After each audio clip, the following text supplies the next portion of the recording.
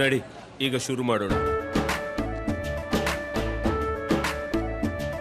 ಕೇಸರಿಯಿಂದ ಮನೋಲ್ಲಾಸ ಮನಸ್ಸು ಮತ್ತೇರಿ ಕುಣಿದಾಡಿದೆ ನೋಡು, ಮನಸ್ಸು ಮತ್ತೇರಿ ಕುಣಿದಾಡಿದೆ ನೋಡು. ಕ್ಷಣ ಕ್ಷಣವೂ ಆಚರಿಸಿ ಕೇಸರಿ ಹಬ್ಬ. ವಿಮಲ್ ಬಾಯಲ್ಲಿ ಹೇಳಿ ಕೇಸರಿ. ಮಂಡ್ಯದ ಸರ್ಕಾರಿ ಕ್ವಾರ್ಟರ್ಸ್ನಲ್ಲಿ ಹೆಣ್ಣು ಭ್ರೂಣ ಹತ್ಯೆ ಕೇಸ್ ಬಗೆದಷ್ಟು ಬಯಲಾಗ್ತಾ ಇದೆ. ಈ ದಂಧೆಯ ಕರಾಳ ಮುಖ ಕೇವಲ 25,000ರಿಂದ 30,000ಕ್ಕೆ ನಡೀತಾ ಇತ್ತು ದಂಧೆ ಅಂತ ಹೇಳಲಾಗ್ತಾ ಇದೆ. ವಿಚಾರಣೆ ವೇಳೆ ಈ ದಂಧೆ ಬಗ್ಗೆ ಬಂಧಿತ ನರ್ಸ್ ಬಾಯ್ಬಿಟ್ಟಿದ್ದಾರೆ.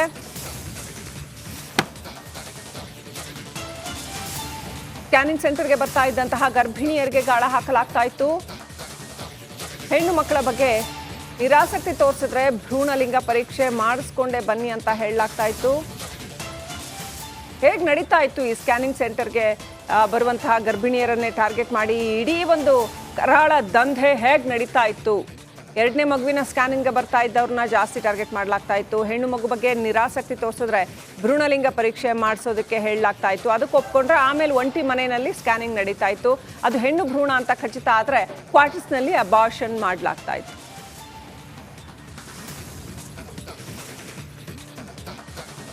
ಪೊಲೀಸ್ ಇಲಾಖೆ ಹಾಗೂ ಆರೋಗ್ಯ ಇಲಾಖೆ ಜಂಟಿಯಾಗಿ ರೈಡ್ ಮಾಡಿದಾಗ ಅದೇ ಸಮಯದಲ್ಲಿ ಅಲ್ಲಿ ಗರ್ಭಪಾತ ಮಾಡ್ತಿರೋದು ರೆಡ್ ಹ್ಯಾಂಡ್ ಆಗಿ ನಮಗೆ ಗೊತ್ತಾಗಿದ್ದರಿಂದ ಪ್ರಕರಣ ನಾವು ದಾಖಲು ಮಾಡ್ತೀವಿ. ಆರೋಗ್ಯ ಇಲಾಖೆಯ ಸ್ಟಾಫ್ ಕ್ವಾರ್ಟರ್ಸ್ನಲ್ಲಿ ವಾಸವಿದ್ದಂಥ ಆರೋಗ್ಯ ಇಲಾಖೆಯ ಒಬ್ಬ ಡ್ರೈವರ್ ಹಾಗೂ ಆತನ ಹೆಂಡತಿ ಅವರು ಕೂಡ ತಾಲೂಕು ಆಸ್ಪತ್ರೆಯಲ್ಲಿ ಡಿ ಗ್ರೂಪ್ ನೌಕರರಾಗಿರ್ತಾರೆ. ಇಬ್ಬರು ಕಾಂಟ್ರಾಕ್ಟ್ ಬೇಸಿಸಲ್ಲಿ ಕೆಲಸ ಮಾಡ್ತಾ ಇರ್ತಾರೆ.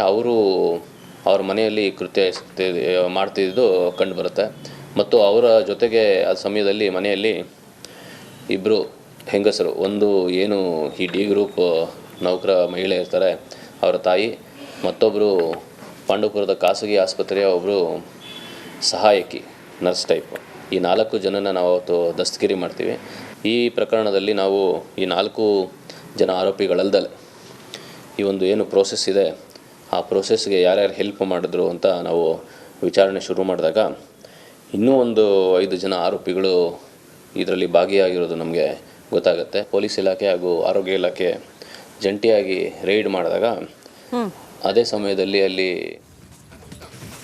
ಅಪ್ಡೇಟ್ ಪಡ್ಕೊಳ್ಳೋಣ. ಮಂಡ್ಯ ಪ್ರತಿನಿಧಿ ಆನಂದ್ ಕನೆಕ್ಟ್ ಆಗಿದ್ದಾರೆ. ಆನಂದ್, ನಿಜಕ್ಕೂ ಇದು ಒಂದು ರೀತಿಯಲ್ಲಿ ಭಯ ಹುಟ್ಟಿಸುತ್ತೆ ಅಂತ ಹೇಳಬೇಕು. ಅಷ್ಟರ ಮಟ್ಟಿಗೆ ಪೊಲೀಸ್ ಏನು ಕ್ರಮ ಕೈಗೊಂಡಿಲ್ವಾ? ಕಾನೂನು ಇಲಾಖೆ ಇದು ನಡೆಯದಾಗೆ ಪದೇ ಪದೇ ಮಂಡ್ಯದಲ್ಲಿ ಇದು ಕೇಳಿ ಬರ್ತಾ ಇದೆ. ಆನಂದ್, ಇದು ಕೇವಲ ಒಂದು ದಿನದ ವಿಚಾರ ಅಲ್ಲ. ಮಂಡ್ಯದಲ್ಲಿ ಕಳೆದ 2-3 ದಶಕದಿಂದ ಈ ಹೆಣ್ಣು ಭ್ರೂಣ ಹತ್ಯೆ ಅನ್ನುವಂಥದ್ದು ಬಹಳ ದೊಡ್ಡ ಮಟ್ಟದಲ್ಲಿ ಜಾರಿಯಲ್ಲಿದೆ. ಪೊಲೀಸರು ಇದನ್ನು ಇನ್ನೂ ಕೂಡ ನಿರ್ಮೂಲನೆ ಮಾಡೋದಕ್ಕೆ, ಬೇರು ಸಹಿತವಾಗಿ ಕಿತ್ತಾಕೋದಕ್ಕೆ, ಜನಗಳ ಮೈಂಡ್ ಸೆಟ್ ಬದಲಾವಣೆ ಮಾಡೋದಕ್ಕೆ ಏನು ಕ್ರಮ ಕೈಗೊಂಡಿಲ್ವಾ?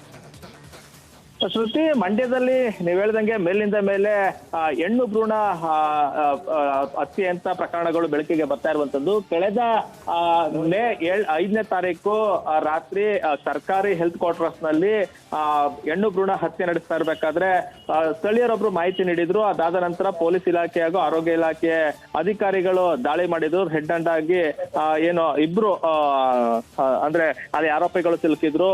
ಅಂದ್ರೆ ಸರ್ಕಾರಿ ಆಸ್ಪತ್ರೆಯಲ್ಲಿ ಡಿ ಗ್ರೂಪ್ ನೌಕರರಾಗಿ ಕೆಲಸ ಮಾಡ್ತಿದ್ದ ಅಶ್ವಿನಿ ಹಾಗೂ ಅದೇ ಆಸ್ಪತ್ರೆಯಲ್ಲಿ ಆಂಬುಲೆನ್ಸ್ ಚಾಲಕರಾಗಿದ್ದಂತ ಆನಂದನ್ ಅವರು ಏನು ಅವರ ಮನೆಯಲ್ಲೇ ಈ ಒಂದು ಕರಾಳ ಕೃತ್ಯ ನಡೀತಾ ಇತ್ತು. ಅದಾದ ನಂತರ ಏನು ಪ್ರಕರಣ ದಾಖಲಿಸಿಕೊಂಡಿದ್ದಂತ ಪೊಲೀಸ್ ಇಲಾಖೆ ಸದ್ಯ ತನಿಖೆಯನ್ನ ಮುಂದುವರಿಸಿದ್ದಾರೆ. ಇದುವರೆಗೂ ಕೂಡ 9 ಮಂದಿಯನ್ನ ಅರೆಸ್ಟ್ ಮಾಡಿದ್ದಾರೆ. ಇದರಲ್ಲಿ ಕೆಲವು ಖಾಸಗಿ ಆಸ್ಪತ್ರೆಯಲ್ಲಿ ನರ್ಸ್ ಆಗಿ ಕೆಲಸ ಮಾಡುತ್ತಿದ್ದಂತವರು ಕೂಡ ಬಂಧನಕ್ಕೆ ಒಳಗಾಗಿರುವಂತದ್ದು.